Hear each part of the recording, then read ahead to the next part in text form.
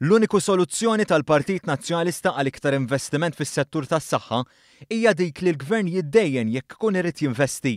Iddikjara dan il-kellim tal-Partit Nazzjonalista għall-Ekonomija Claudio Grech. Meta kien qed jieħu sehem fil-programm dis-Sett, Claudio Grech ikkritika lill-Gvern li ssieħeb mal-privat biex jinvesti fi-sptarijiet li tħallew jaqgħu lura bħal dak ta' Għawdex u Kering Grech. Dan fil-waqt li tingħata ħajja ġdida lill-Isptar San Luqa.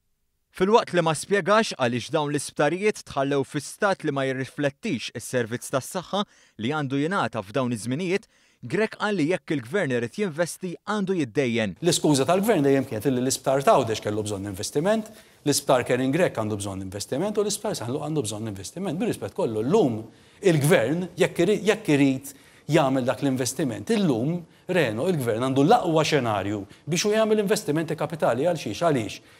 Il-suq tal-flus, illum il-prezz li l-Gvern qed jisselleb bihom il-flus, tajb huwa fost l-irħas fl-istorja. Il-politika tal-Gvern hija differenti. Fil-waqt li fil-pajjiż daħħal dixxilpina fiskali tant li Malta rreġistrat surplus, issieħeb mal-privat bilan li f'diversi oqsma jinvestu flimkien. Fil-każ tas-saħħa pereżempju, il-pazjent Malti se jibqa' jieħu s-servizz b'xejn, fil-waqt li l-privat ikun jista' jattira turiżmu mediku. Iżda lil Grech dan il-mudell ma joġbux. Is-soluzzjoni hija d-dejn. Il-Gvern illum jekk jiddejjen illum l-istoks li ħerġin issa tal-Gvern huma bejn 1.4% u 2.1%. Frott id-direzzjoni li ħal-Gvern fil-waqt li l-pajjiż żied is-servizzi, inkluż fis-servizz tas-saħħa, pajjiżna qed inaqqas id-dejn mhux biss f'termini ta' persentaġġ iżda issa wkoll bil-miljuni.